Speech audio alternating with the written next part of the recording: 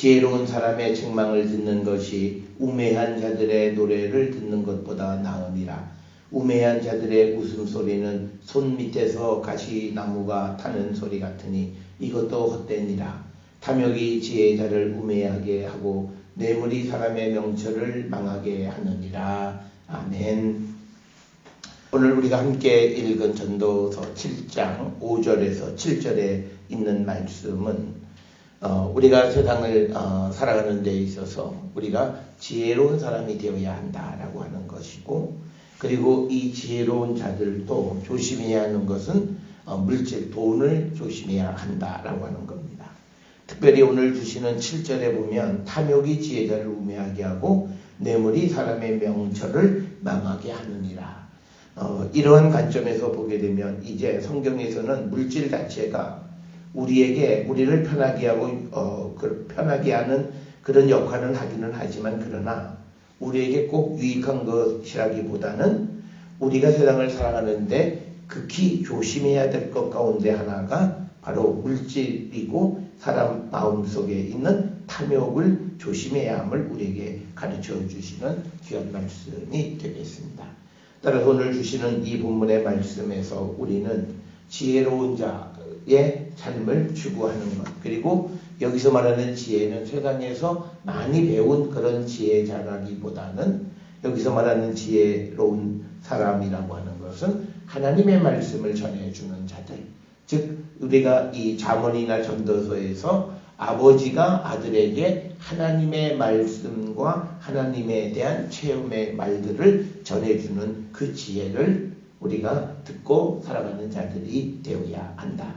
그래서 우리가 전도서 뿐만 아니라 잠언이나 또는 여러 지혜 시편에서 우리에게 강조하는 그 한 가지 주제는 우리가 그 지혜를 듣는 자가 되어야 한다. 그런 맥락 속에서 오늘 5절에 지혜로운 사람의 책망을 듣는 것이 우매한 자의 노래를 듣는 것보다 나으니라 라고 되어 있고요. 이 말씀은 우리가 앞에서 보았던 7장 1절로부터 4절에서 이것은 마치 초상집이 소위 지혜자의 책망에 해당하는 말로 이해할 수 있고, 그 다음에 이제 우매한 자들의 노래는 소위 혼인잔치에서 우리가 웃고 즐기고 떠들고 마시는 그 삶을 우리가 비유적으로 설명할 수 있습니다. 따라서 이 전도서 7장 전체는 우리에게 두 가지 대비되는 것들, 그리고 전통적으로 내려오던 그런 가치와 전혀 다른 가치를 우리에게 제시해 주는 것. 그래서 우리가 믿음의 삶을 살아간다라고 하는 것은 우리의 삶이 과거에 살았던 삶, 그리고 지금의 세상의 삶을 그 가치를 추정하는 것이 아니다라고 하는 것. 그것을 우리에게 가르쳐 주시는 귀한 말씀이 되겠습니다. 따라서 오늘 주시는 본문의 5절에서 지혜로운 사람의 책망을 듣는 것이 우매자의 노래를 듣는 것보다 낫다. 이 5절은 마치 잠언 15장 32절에 있는 말씀 가운데에서 우리가 훈계받기를 싫어하는 자는 자기 영혼을 경히 여김이라.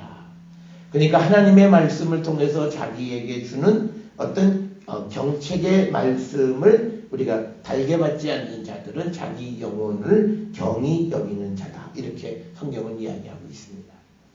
그렇기 때문에 우리가 세상을 살아가면서 오늘날 많은 사람들이 세상이 살기 어려우니까 위로의 말, 희망의 말, 격려의 말을 자꾸 따라가는 그 자체는 사실은 우리를 살려주는 것이 아니다라는 거예요.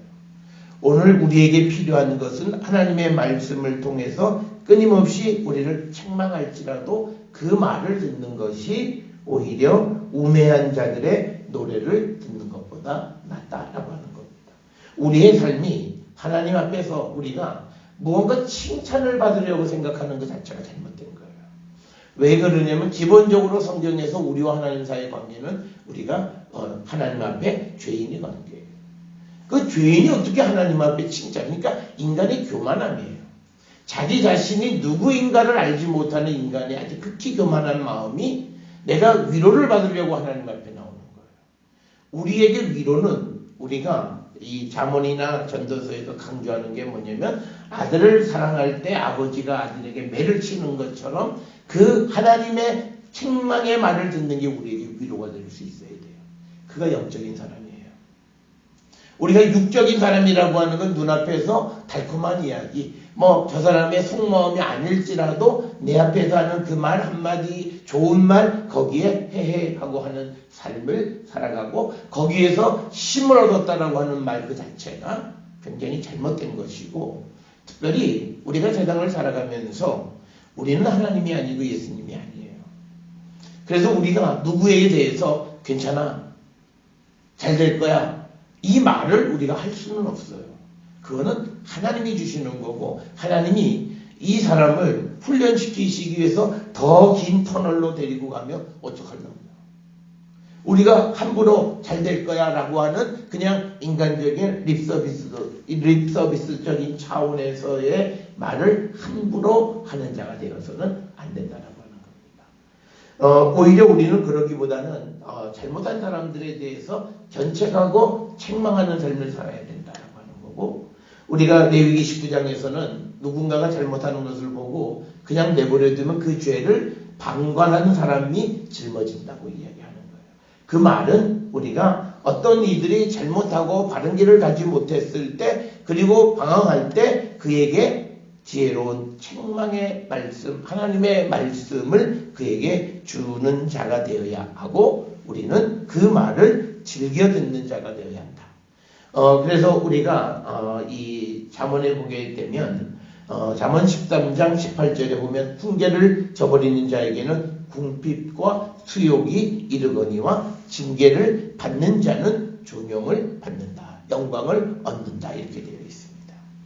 그렇기 때문에 오늘 우리가 살고 있는 시대가 삶에 눌려서 힘든 거예요. 그러니까 우리가 하나님에게로부터 위로받으려고 하면 내가 하나님의 나라와 그리스도를 위한 어떤 구체적인 삶을 살아가면서 어려운 가운데 있을 때 그 위로를 받을 생각을 해야지, 지금 우리가 지금 세상을 살아가면서 힘든 건 뭐예요? 다 자기 먹고 사는 일이고 자기 육신적인 일 때문에 힘들지, 하나님의 일 때문에 정작 힘든 사람은 사실 그렇게 많지 않다는 거예요. 그래서 우리가 항상 하나님께서 우리에게 주시는 그 책망의 말을 듣는 것이 더욱더 내게 달콤하게 들릴 수 있을 때에, 그때 그 사람이 정말 인생의 행복을 찾아가는 거룩한 백성이 됨을 우리에게 가르쳐 주시는 그런 말씀입니다. 오늘 주시는 5절에서 책망, 즉 꾸짖음과 노래를 대비시키고 있어요. 사람들은 노래 부르고 흥이 나고 즐거운 자리 이런 걸 좋아하지만, 그러나 지혜자들의 책망, 하나님께로부터 오는 그 말씀을 우리가 듣기를 즐겨하는 자들, 그럴 때 우리에게 영광이 임하게 됨을 성경은 우리에게 가르쳐 주는 거고, 오늘 주시는 말씀도 우리가 지혜로운 사람의 책망을 듣는 것, 그것이 아버지이든 또는 그것이 어떤 말씀에 대한 선생이든 혹은 그것이 직접 내게 주시는 하나님의 음성이든 또는 내가 오늘 하나님의 말씀을 통해서 내게 주시는 책망을 듣는 것, 그것이 우리에게 나은 것이다 라고 하는 것을 우리는 꼭 기억을 하셔야 합니다. 오늘 우리가 세상을 살아가는 많은 사람들은 너무 이 세상적인 가치관을 따라 살아요. 요즘은 힘들고, 그래서 우리가 뭐 세상에서 보면 괜찮다, 뭐 수고했다, 그리고 격려하고 이런 그 세상의 가치를 교회를 그대로 끌고 오는 사람들이 있어요. 우리가 믿음이라고 하는 것은요, 현실과 분리될 수는 없지만 그러나 현실에서 보지 못하는 다른 차원을 봐야 돼요. 그게 믿음의 삶이에요.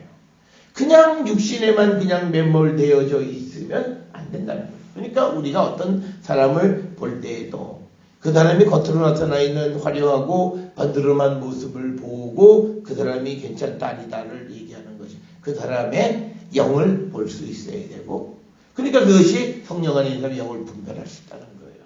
저 사람이 어떤 영향을 가지고 있느냐는 거죠. 아무리 겉이 우리가 번드를 할지라도 그 영이 병들어 있으면 그건 바른 것이 아니라고 하는 거죠. 그래서 우리는 오늘 주시는 이 7장 5절에 있는 이 말씀, 지혜자의 책망을 듣는 것이 우매자의 노래를 듣는 것보다 낫다라고 하는 이 말씀을 우리가 마음에 새겨서 우리에게 절대적 지혜는 딱 하나입니다. 하나님의 말씀입니다. 오늘날 우리가 세상을 살아가면서 많은 믿음의 사람들조차도 하나님 말씀을 희화하고 하나님 말씀의 능력을 의심하고 그러고 살아가고 있어요. 그런 모습이 오늘 우리가 사는 신앙 전체를 흔들어 놓는 것이고 교회는 열심히 다니는 것 같지만 믿음 없는 삶을 살아가는 그런 모습이다. 그래서 우리의 삶은 지혜로운 사람의 책망 듣는 것을 더 즐겨야 돼요. 누군가가 친구가 나한테 항상 내 앞에서 좋은 말만 하면 그 친구는 나에게 유익한 친구가 아니에요. 어떻게 사람이 다 좋을 수만 있어요? 그런데 그 사람의 디테일한 영혼의 문제, 내면의 어떤 문제들에 대해서 우리가 물론 그것들을 함부로 얘기할 수는 없지만 그러나 그 견책과 그 책망의 말을 할 수도 있고 그걸 즐겨 들을 수 있어야 된다는 거예요. 그런 사람들이 유익해요. 그러니까 처음에는요. 좋은 소리 하는 사람 찾아가요. 그런데 좋은 소리도요. 한두 번 듣다 보면 저건 그냥 하는 소리 이거 알아요. 그러니까 오늘날 많은 사람들이 자꾸 교회를 떠나는 이유는 뭐냐면 그거예요. 교회가 세상에서 하는 말하고 똑같아요. TV에 나오는 중이 하는 말이나 목사가 설교할 때 하는 말에 다를 게 아무것도 없어요. 괜찮아. 위로해주고 그래요. 그럼 굳이 교회를 올 이유가 없어요. 우리의 삶은 그게 아니라는 거예요. 세상 사람들이 보지 못하는 새로운 차원을 보면서 우리에게 앞길을 비춰주고 사람들이 그 말을 잘 듣지 않을지라도 그 말을 우리가 전하며 살아가는 그런 삶. 그래서 사람들이 처음에는 그 책망의 말을 싫어해요. 그렇지만 점점 시간이 지나면 그 책망이 내게 얼마나 유익한가를 깨닫게 되는 거예요. 그래서 우리가 한국교회가 이 산업화가 되어지면서부터 그렇게 왔다면 지금 우리 한국교회는 이렇게 안 됐어요. 사람이 비유 맞추고 사람이 원하는 말만 해주고 그래서 그들의 삶에 책망하기보다는 그들의 삶에 맞춰가면서 종교가 변질되어졌기 때문에 결국은 지금과 같은 이런 현상이 벌어진 것이다.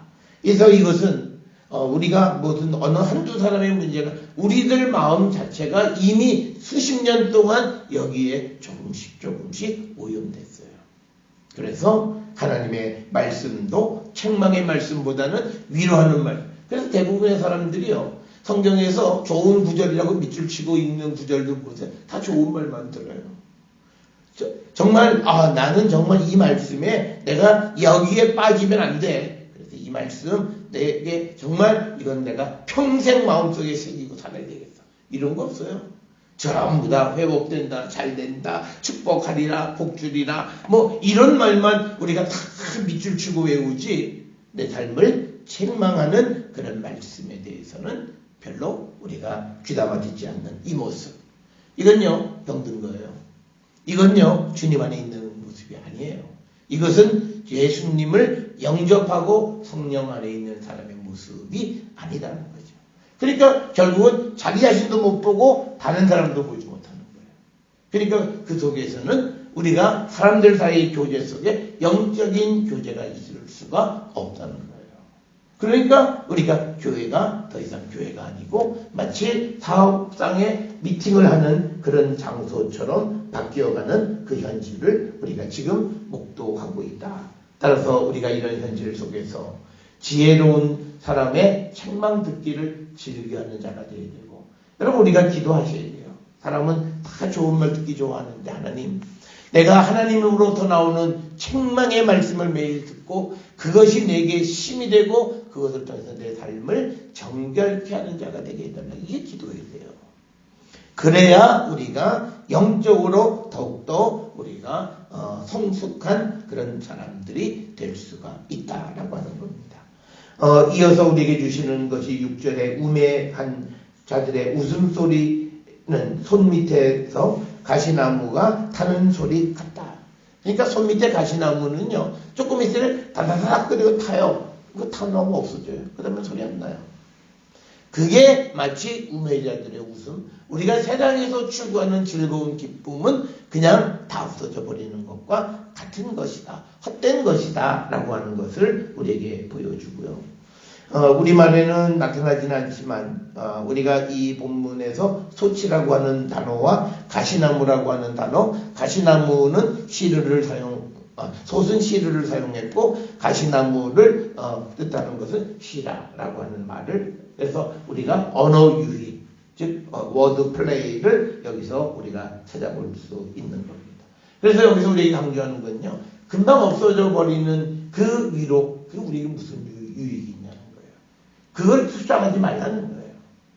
그러니까 우리는요, 빈말인 줄 알면서 빈말이라도 빈말을 좋아해요. 그러니까 우리의 믿음은 본질적이지가 않고 항상 다 뭐냐면 가상적이에요. 믿음이 있는 것 같은데 믿음이 없는, 그리고 말씀이 있는 것 같은데 말씀이 없고, 말씀을 묵상하는 것 같은데 그 말씀에 능력이 없고, 또 말씀을 내가 매일 접하면서 그 말씀을 살아가지는 못하는 이런 현실을 우리가 직면하게 되는 가장 큰 이유는 우리가 너무 눈에 보이는 것에 관심을 갖기 때문이다. 어제도 그 말씀을 드렸습니다만 우리가 믿음은요, 보이지 않는 세상의 것들에 관심을 갖는 거예요. 그걸 보고 살아가는 거예요. 그것 때문에 세상 사람들은 예수 믿는 사람들을 미쳤다고 그럴 수도 있어요. 저것들은 헛것을 쫓아간다고 말할 수 있어요. 그렇지만 그들의 눈에는 보이지 않지만 우리 눈에는 주님의 나라가 보이고 우리가 확신을 가지고 주님을 따라가는 거고, 그렇기 때문에 그들에게는 아직 그들이 주님을 몰랐을 때는 그게 허무한 것 같고 그게 아무것도 아닌 것 같지만 우리에게는 그게 전부예요. 그래서 우리는 우매한 자들의 웃음소리를 즐겨하는 자가 되면 안 돼요.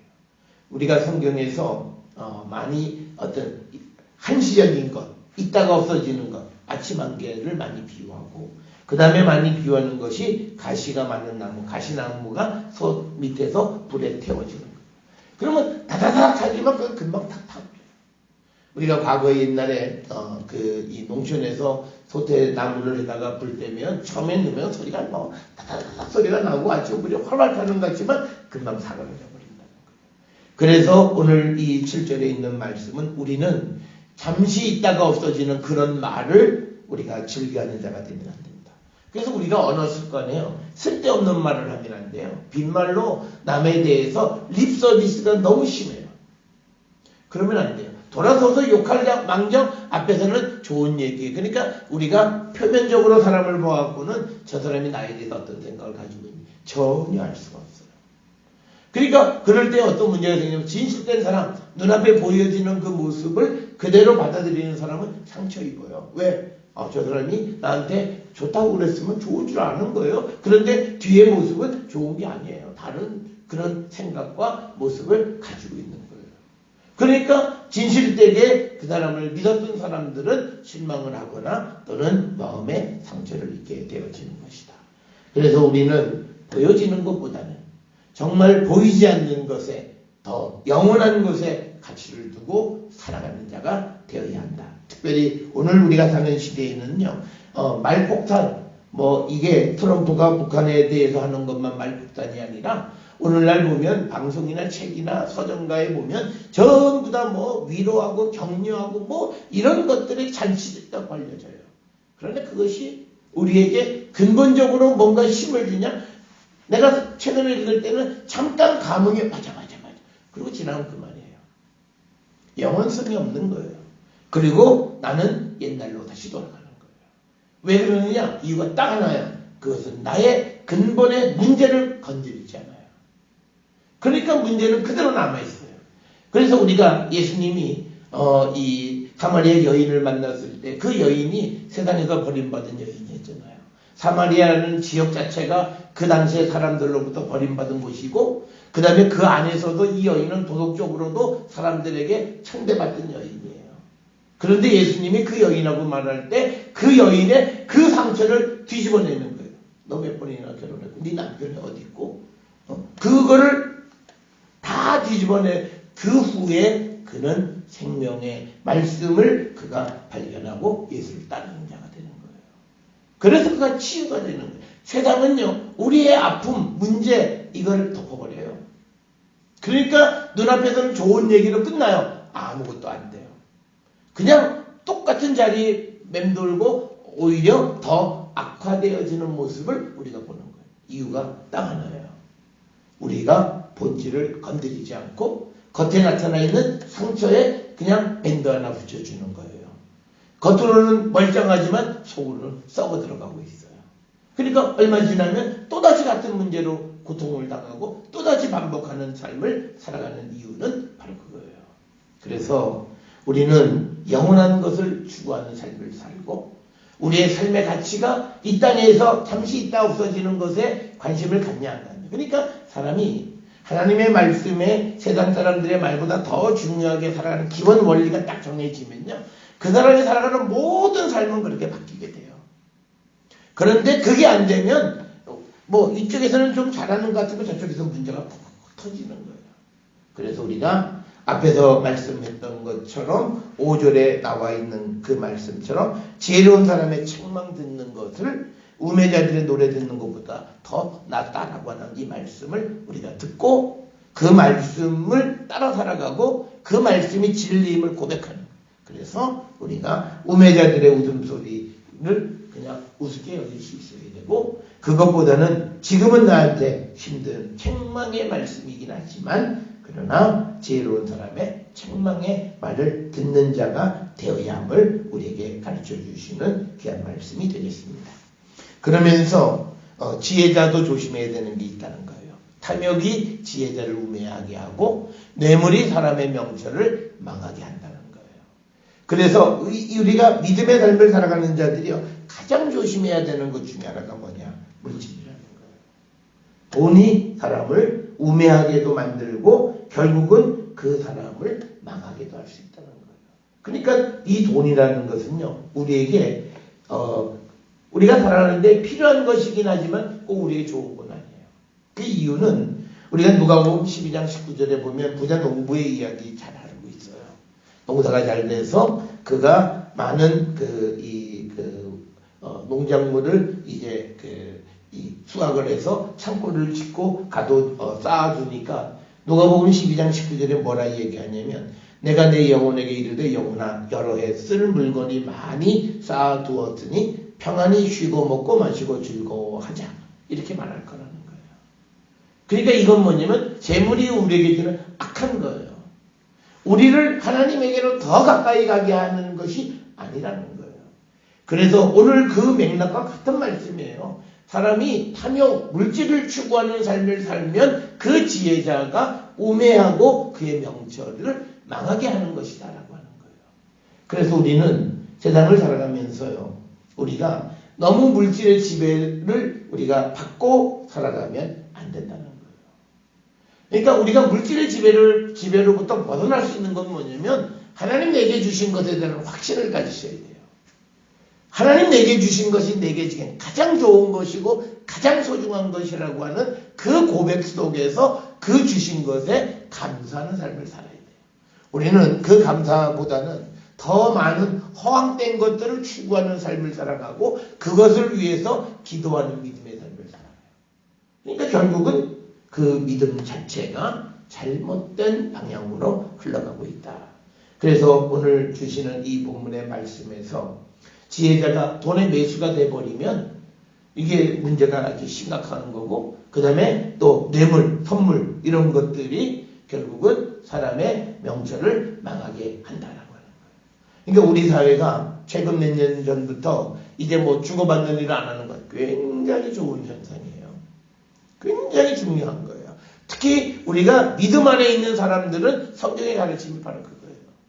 탐욕이 지혜자를 우매하게 만든다.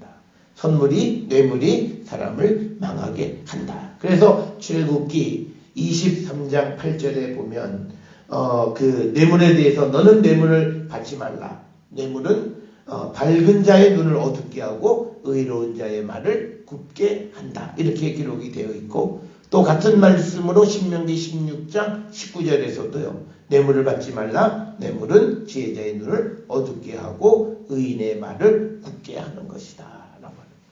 그러니까 오늘 우리가 살고 있는 시대에 특히 사법적인 영역에서 이 돈의 위력을 우리가 너무나 절감하고 살잖아요. 그런데 그것이 많은 사람들이 봤을 때 저건 아닌데 라고 하는데도 우리가 사고적인 판단들이 잘못되는 것, 거기에는 항상 돈이 관련되어 있다는 거예요. 그래서 우리가 세상을 살아가는 데 있어서 이 돈을 조심해야 된다는 거예요.